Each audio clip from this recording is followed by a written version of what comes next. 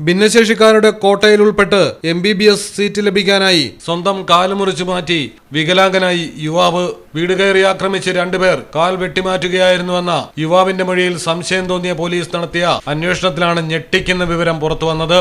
ഉത്തർപ്രദേശിലെ ജൗൻപൂരിലാണ് കേട്ടുകേൾവിയില്ലാത്ത സംഭവം. സൂരജ് ഭാസ്കർ എന്ന യുവാവാണ് നീറ്റ് പരീക്ഷയിൽ 2 തവണ പരാജയപ്പെട്ടതിനെ തുടർന്ന് ഈ കടുംകൈ ചെയ്തത്. ഭിന്നശേഷി കോട്ടയിൽ പ്രവേശനം നേടാനായിരുന്നു സൂരജിന്റെ ശ്രമം. 2026-ൽ ഏതുവിധവും MBBS സീറ്റ് കരസ്ഥമാക്കണമെന്നായിരുന്നു സൂരജിന് വാശി. ഇതിനായി കാൽ മുറിച്ചു മാറ്റി. പിന്നാലെ വീട്ടുകാർ ആശുപത്രിയിൽ പ്രവേശിപ്പിച്ചു. ഉറങ്ങിക്കിടക്കുമ്പോൾ അജ്ഞാതർ ആക്രമിച്ചതെന്നാണ് പ്രാഥമിക മൊഴിയിൽ പോലീസിനോട് പറഞ്ഞിരുന്നത്. मैं अपने घर में गया था, मकान में, घर खेत में है, वहाँ मैं पढ़ने गया था तो 12 बजे 2 लोग आए थे। उनका नाम नहीं जानता मैं, अचानक से मारने लगे। उसके बाद मारे, मुझे तो बेहोश कर दिए। जब मैं होश आया मुझे 5 बजे तो मैं तब देखा मैं पैर कटा हुआ, ऐसा मतलब।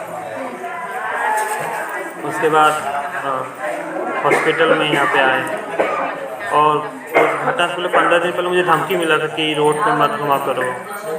और 2 लोग थे बाइक से आए थे, पल्सर से आए थे कि छोटे कास्ट के हो, तुम्हारा औकात नहीं है घूमने की, ऐसे हो वैसे हो, और यही धमकी मिली थी.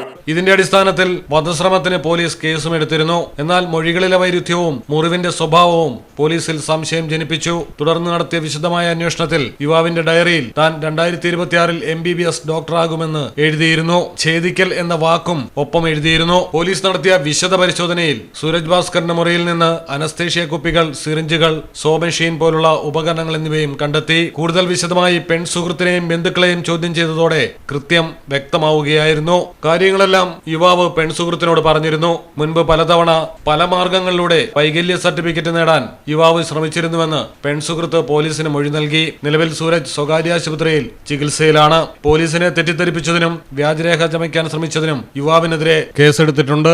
News desk Malayalam television. നാട്ടിലെവിടെയാ?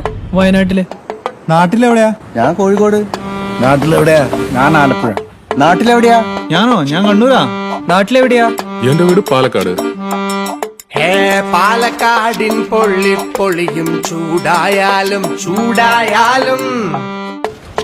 കോഴിക്കോടിൻ കാറ്റിൽ കിനിയും ഉപ്പായാലും ആലപ്പുഴയിലെ മണ്ണിൽ പടരും കുട്ടനാടൻ നരവാണേലും കണ്ണൂരിനെ ഉഴുതുമറിക്കും കോരിച്ചൊരിയണ മഴയായാലും വയനാട്ടിലെ കുളിർ കോരും മഞ്ഞായാലും നാട്ടിലെവിടെയാണേലും കാലാവസ്ഥ എന്താണേലും സിമെന്റ് JSW കോൺക്രീറ്റ് HD തന്നെ.